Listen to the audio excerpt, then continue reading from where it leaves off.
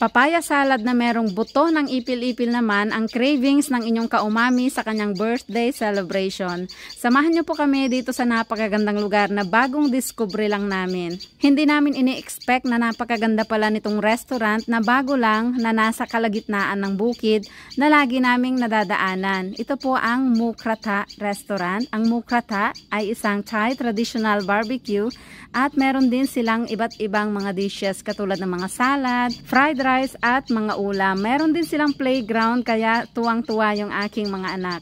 Nauna nang dumating yung aming mga drinks, iba't ibang smoothie para sa aming mga anak at nakakalasing na smoothie naman ang para sa aming mag-asawa. Maglalasing po tayo ngayon ng very light dahil nga magsa-celebrate tayo ng aking birthday. Ito na yung first set na dumating, may kasamang iba't ibang klaseng marinated meat, gulay at ito yung tinatawag nilang krata. Yung lutuan na parang isla, doon ka mag-iihaw at napapalibutan ng soup sa gilid. Unahin na nating tikman ang kanilang fried rice. Chicken fried rice po ito na in-order ko sa aking mga anak. Pero tikman muna natin kung pasado ba. Meron ding chicken wings na in-order naman ng aking panganay. Para siyang Korean style kasi medyo sweet na, medyo spicy at merong sesame seed. Napakasarap din pero isa lang ang titikman natin dahil sa kanila yan. Meron ding octopus o blanch octopus ang aking asawa na merong kasamang seafood sauce. Ito yung green seafood sauce na sikat dito sa Thailand.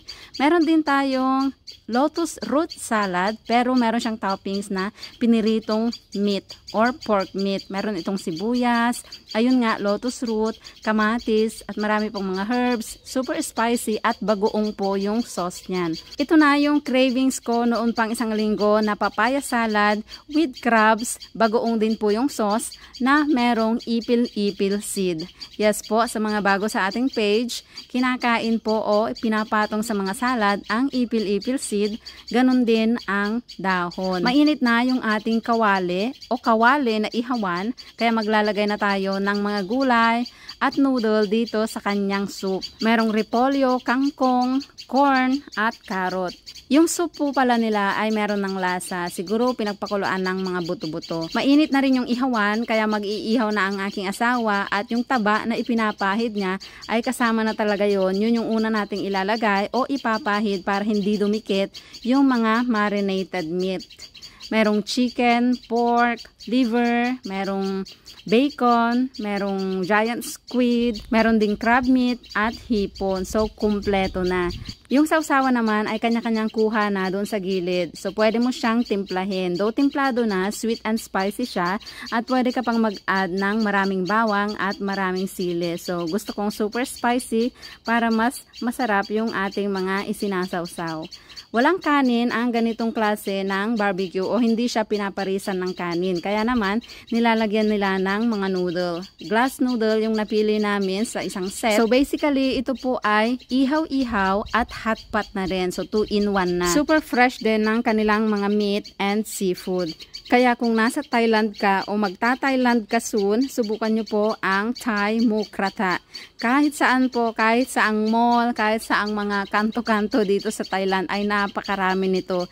Kadalasan din ay buffet. At yung sabaw naman ay meron silang nilalagay na isang takore talaga at pwede kang mag-refill kapag ito ay natutuyo na. Masarap din kasi siyang higup-higupin dahil malasa na gawa nung pagkakamarinate ng mga karne at yung lasa ng mga gulay. Dumadami na yung tao, napakasaglit lang at sa labas naman ay hindi pa sila nagpapaupo dahil daw baka umulan. Yung mga anak ko naman pagkatapos kumain ay pabalik-balik doon sa slide dahil may mga kalaro na rin sila doon.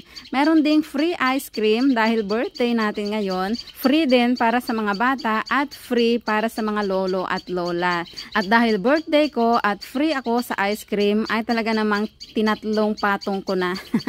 Ang sarap kasi ng ice cream nila, kalasa ng dirty ice cream na paborito natin noon. Meron din po silang banda at hanggang dito na lang mga kaumami. Kung nagustuhan mo ang video, paki-share. Maraming salamat. Bye!